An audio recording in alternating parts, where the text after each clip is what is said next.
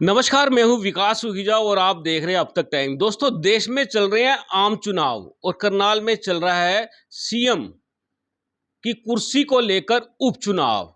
और इसी दौरान एक बड़ी खबर आती है कि सरकार को समर्थन देने वाले 3 आजाद विधायक कांग्रेस के पाले में चले जाते हैं। इनके नाम बता देता हूं आपको। सोमवीर सागवान है, धर्मपाल गोंदर है नीलोखेड़ी से, और रणधीर गोलन है पूंडरी से। इन तीनों विधायकों ने आज हरियाणा के पूर्व मुख्यमंत्री और सीएलपी लीडर भूपेंद्र सिंह हुड्डा और कांग्रेस के प्रदेशाध्यक्ष उदय भान के सामने बिल्कुल एक बड़ी पीसी प्रेस कॉन्फ्रेंस के अंदर ऐलान कर दिया कांग्रेस को समर्थन देने का, कांग्रेस के साथ चलने का। और आपको बता दें, इसी के साथ सरकार नायब सिंह सैनी आ जाती है अल्पमत के अंदर। आपको बता दें संविधान क्या कहता है। संविधान कहता है कि 6 महीने पहले जो अभी बहुमत सिद्ध किया था नायब सिंह को, जब सीएम बनाया गया था, उसके बाद से लेकर 6 महीने का समय होता है। अब दोस्तों, इसमें पूरी बात करें तो अभी भी जो 3 विधायक हैं जो इंडिपेंडेंट हैं, उनमें से रणजीत सिंह चौटाला जो आते हैं सिरसा बेल्ट से आते हैं, और जिन्होंने भी अपने पद से त्यागपत्र दे दिया और भाजपा की टिकट से मैदान में लोकसभा का चुनाव लड़ रहे हैं। और इसके अलावा बात करें तो गोपाल कांडा अभी भाजपा के साथ है, लेकिन बताया जा रहा है वो भी घुटन महसूस कर रहे हैं भाजपा के अंदर, ऐसी खबर आ रही है। और तीसरी बात करें तो महम से जो विधायक हैं बलराज कुंडू, अभी उनका भी पूरी तरह से जानकारी नहीं आ रही है कि वो भाजपा के साथ ही रहेंगे या उनका क्या होगा। ये टोटल जो 7 विधायक थे इंडिपेंडेंट थे, और जो भाजपा के विधायक हैं वो है 40। अब कैलकुलेशन करना आपका काम है और मेरा काम है आपको संविधान में क्या क्या कानून किस तरह से काम करता है। सरकार सैनी की आ चुकी है अल्पमत के अंदर। मेरे साथ जुड़ चुके हैं हरियाणा प्रदेश कांग्रेस कमेटी के सचिव हैं रघुवीर संधू। और खतरे की बात बता दूं आपको तो हरियाणा की नायब सरकार पूरी तरह से खतरे में आ चुकी है, घिर चुकी है कि जो आजाद विधायक हैं उन्होंने कांग्रेस को अपना समर्थन जारी कर दिया है। और रणधीर सागवान जो चरखी दादरी से विधायक हैं, और इसके अलावा बात करें तो धर्मपाल गोंदर जो करनाल जिले की नीलोखेड़ी से आजाद विधायक हैं, और इसके अलावा बात करें तो पुंडरी से रणधीर गोलन, ये इन 4 विधायकों ने आज कांग्रेस को अपना समर्थन जारी कर दिया है। एक बड़ी प्रेस कॉन्फ्रेंस हो चुकी है और उसके बाद मेरे साथ बिल्कुल सीधा जुड़ चुके हैं रघुवीर संधू जी। सीधी बात कर लेते हैं। संधू साहब, क्या कहना चाहेंगे, हरियाणा की जो नायब सरकार है उसका क्या होगा? देखिए, नायब सरकार का तो कोई मतलब ही नहीं मैं लगाता, क्योंकि ये तो जैसे पंजाब में चन्नी साहब को कुछ दिन के लिए बनाया था, तो लोगों ने उसको समर्थन नहीं दिया और वो खुद चुनाव हारे। यही आपको 25 मई को यहाँ नायब सैनी जी के साथ होने जा रहा है करनाल में। नायब सैनी जी को यहाँ का बलि का बकरा बनाया है। केवल इसको एक निशाना मानकर चलें कि खट्टर साहब ने अपनी जो दुर्गति थी पूरे 9.5 साल की, जो असफलताएं थी, उनसे भाग कर के नायब सैनी को यहाँ इस आप कहेंगे सीएम की कुर्सी पे जो कांटों की ताज है, कुर्सी है, उसको सौंपा है। ये एक दुर्भाग्य कहूँगा मैं सैनी साहब के लिए, क्योंकि इनको ना तो कोई एक्सपीरियंस ना तजर्बा, कोई लंबी चौड़ी बात इनकी नहीं है, और ये फंसाए गए हैं यहाँ इस चुनाव में। करनाल में जब बड़ी दुर्गति इनकी होने जा रही है, भारी वोटों से ये कांग्रेस के उम्मीदवार सरदार त्रिलोचन सिंह से हारेंगे, तो मैं ये भी कह सकता हूँ कि इनकी जमानत जब्त भी हो सकती है, क्योंकि करनाल में इनके नाम की कोई चर्चा नहीं है। खट्टर साहब ने बड़ा दाव खेला है। ये खुद खट्टर साहब के प्रति लोगों में इतना भारी गुस्सा है, गांव में तो वो जा ही नहीं सकते। किसी भी जो 7 कॉन्स्टिट्यूंसी हैं देहात की, 2 कॉन्स्टिट्यूंसी में वो जहाँ भी जा रहे हैं उनको समर्थन नहीं मिल रहा। और माननीय मुख्यमंत्री जी की पत्नी जो मैडम है उनकी, वो घूम रही हैं शहर में, लेकिन उनको भी 2, 4, 5 जो इनके सरकार में मैं कहूँगा दलाल टाइप लोग रहे हैं, वही लोग इनको आगे मिलते हैं और कोई आम जन समर्थन इनको नहीं मिलता। और कोई लोगों की मतलब किसी भी तरह की रुचि या मैं कहूँगा कोई उत्साह या इस सरकार के प्रति 9.5 साल की इनकी विफलताओं को देखते हुए नहीं रही। और अभी आप आज ही हमारे राकेश दौलताबाद जी, हमारे सोमवीर सांगवान जी विधायक हैं दोनों, और तीसरे हमारे रणधीर गोलन जी बहुत बड़े नेता हैं, विधायक हैं, बड़ा जनता में उनकी पकड़ है। धर्मपाल जी गोंदर जी हमारे करनाल के बड़े अच्छे प्रतिष्ठित विधायक रहे हैं और उनकी अच्छी छवि है। उन्होंने कांग्रेस को, विधायकों ने प्रेस कॉन्फ्रेंस करके चौधरी भूपेंद्र सिंह हुड्डा के समक्ष कांग्रेस पार्टी का समर्थन करने की आस्था उनने जो जताई है, इससे कांग्रेस पार्टी को पूरे प्रदेश के अंदर बहुत ज़्यादा लाभ होगा, क्योंकि ये अपने अलग अलग समुदाय से अलग अलग अपने पकड़ रखते हैं, जिससे कि कांग्रेस पार्टी को जहाँ जहाँ से हमारे विधायक ताल्लुकात रखते हैं वहाँ भारी बहुमत से कांग्रेस को जिताने का कार्य होगा।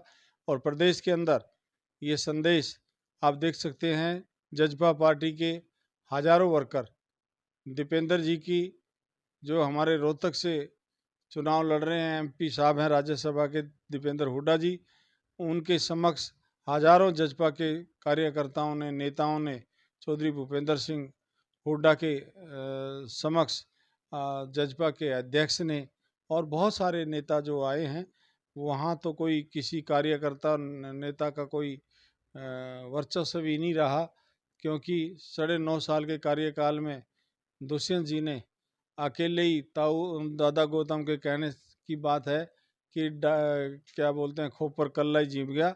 सारे वर्कर ऐसे ही दुर्गति हुई उनकी, और जो उन्होंने मंसूबे लिए थे उनकी मदद करने के, उन सब में असफल हुए। इसी तरीके से खट्टर साहब का जो आज सामना लोगों से 9.5 साल के कार्यों में विफल होना, करनाल में एक भी कार्य कोई ये नहीं बताने का कि खट्टर साहब की सरकार में हुआ है। संधू साहब, मैं बात कर रहा हूँ आपसे, विधायक आजाद समर्थन दे गए हैं, सरकार की स्थिति क्या है, अल्पमत में आ चुकी है सरकार, क्या रहने वाला है? देखिए, 6 महीने तो सैनी साहब रह सकते हैं, चाहे कोई विधायक रहे ना रहे। एक बार कोई विधायक चुना जाता है, कोई भी शपथ लेता है और समर्थन से लेता है विधायकों के, ये 6 महीने तो इनके होंगे ही। लेकिन मैं नहीं कह सकता कि चुनाव के बाद सैनी साहब एक दिन भी चीफ मिनिस्टर की कुर्सी पर बैठेंगे, क्योंकि ये जो कांटों का ताज खट्टर साहब ने पूरे प्रदेश की बद्दुआएं लेकर के इनको दिया है। आज भारतीय जनता पार्टी की हालात प्रदेश में इस कदर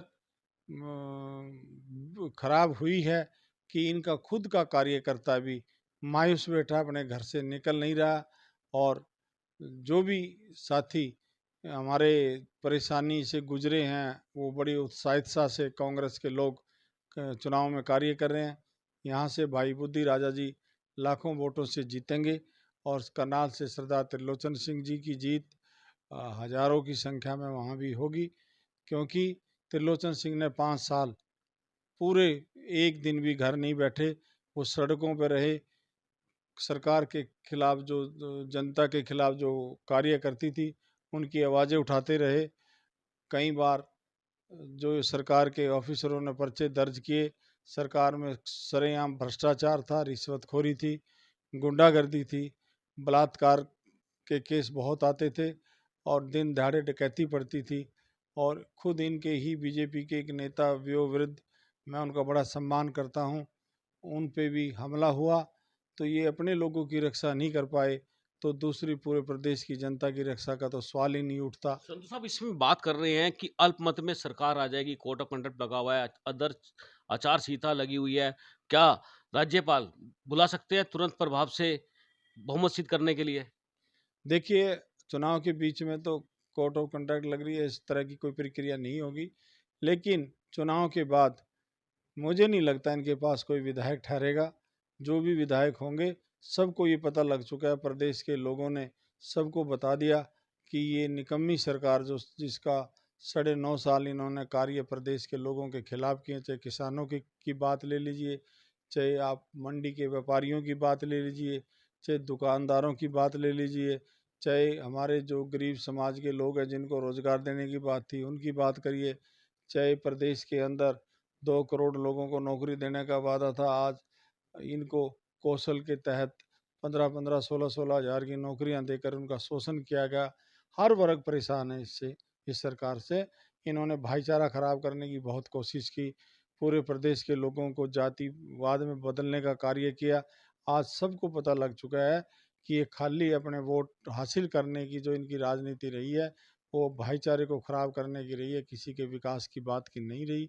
तो मैं तो आपके चैनल के माध्यम से सुखेजा साहब आपको बताना चाहूँगा कि ये सरकार पूरी तरह से 10 की 10 सीट हरियाणा में कांग्रेस पार्टी के लोग जीतेंगे और 10 के 10 9 सांसद कांग्रेस के और एक इंडिया गठबंधन के डॉक्टर सुशील गुप्ता जी जो कुरुक्षेत्र से हैं, उनकी भारी बहुमत से उनका भी विजय होंगे और प्रदेश में इनको चलता करने का कार्य प्रदेश की जनता ने ठान लिया है। संधू साहब, बहुत बड़ा धमाका हुआ है, वो भी चुनावों के अंदर एकदम से पलटा लग गया। जैसे बात करें, विधायक पहुंच जाते हैं और सीधा सीधा समर्थन देते हैं, और समर्थन जहां दिया जा रहा है वहां हरियाणा के सीएलपी लीडर और पूर्व मुख्यमंत्री भूपेंद्र सिंह हुड्डा मौजूद हैं। और बात करें प्रदेश के जो अध्यक्ष है उदय भान जी मौजूद है, और भी बड़े नेता मौजूद हैं। तो आपको क्या लगता है, ये बहुत बड़ा धमाका है हरियाणा की राजनीति के अंदर, और कांग्रेस का आने वाला समय कैसा रहने वाला है? मैं तो आपको एक हरियाणवी कहावत है जी। उसका एग्जाम्पल देकर आपको बता देता हूँ। 2 बाप बेटे थे, दोनों शरारती थे। लोगों ने उनकी बेइज्जती की, उनके कमीज फाड़ दिए और उनके पजामे फाड़ दिए, उनको नंगा कर दिया और 2-2, 4-4 उनको जूत मारे और वो दोनों दौड़ गए और कहने लगे भाई मुश्किल से भाग का जान बचाई है, नहीं तो बेइज्जती हो जाती। ये तो इसको विधायकों के जानों को भी बेइज्जती नहीं मान रहे। ये तो उस मिट्टी के बने हैं जहाँ झूठ और लूट और कसौट की बात होती है। इनको कोई पता नहीं है किसी चीज़ का कि अब इनकी स्टेटमेंट आएगी देख लेना कि इन विधायकों को से हमारी सरकार का कुछ नहीं होगा, जबकि बिना विधायकों की कोई सरकार नहीं चलती। चुनाव के बाद तुरंत सरकार टूटेगी और इस सरकार का सुपड़ा साफ होगा। चुनाव वक्त से पहले आएंगे क्योंकि ये सरकार गिरने वाली है। बिल्कुल, ये थे मेरे साथ रघुवीर संधू, और संधू साहब आपने मेरे से बात किया, बहुत बहुत धन्यवाद है। थैंक यू सुखेजा जी। आपके चैनल के माध्यम से मैं प्रदेश के लोगों को यही आग्रह करूंगा कि कांग्रेस के 10 हमारे सांसदों को बनाएं और करनाल से जो एक नौजवान जो लाखों नौजवानों का नेतृत्व करते हैं, छोटे भाई देवांशु बुद्धि राजा जी को लोकसभा की टिकट मिली है। ये एक पूरे प्रदेश के नौजवानों के मान सम्मान की बात है, आम कार्यकर्ता की बात है। जैसे कि कई बार देवांशु जी कहते हैं कि मैं एक साधारण परिवार और एक छोटे से कलरक का बेटा हूँ, जिसके घर में राजनीति की बात छोड़िए कोई पंचायत मेंबर भी नहीं बना। तो उस लड़के की भावनाएं आप देख सकते हैं कि एक साधारण साथी को जो टिकट दी है दीपेंद्र जी हुड्डा ने, चौधरी भूपेंद्र सिंह हुड्डा ने, हमारे दीपक बाबरिया जी ने और हमारे उदय भान जी ने, और ये पूरे हाई कमान कांग्रेस की एक पसंद है कि पूरे देश के नौजवानों को ये एक संदेश जाए कि कांग्रेस पार्टी एक ऐसी पार्टी है जो नौजवानों का भी ध्यान रखती है। और आने वाले समय में जब ये सांसद बनकर जाएंगे तो संसद में सरकार जब कांग्रेस की बनेगी, राहुल गांधी जी हमारे प्रधानमंत्री जी बनेंगे, तो जो जो गारंटी राहुल गांधी जी की हैं वो पूरी होंगी और प्रदेश में चौधरी भूपेंद्र सिंह हुड्डा के नेतृत्व में जो सरकार बनेगी, प्रदेश के लोगों का उससे भला होगा। बिल्कुल दोस्तों, ये थे मेरे साथ रघुवीर संधू। दोस्तों, आपको इस खबर को लेकर क्या सोचना है, क्या कहना है, कमेंट बॉक्स में जरूर लिख दीजिएगा। आप देख रहे हैं अब तक टाइम्स, मैं हूं विकास सुखीजा, अपने साथी के निशाद के साथ। नमस्कार, जय हिंद, जय भारत।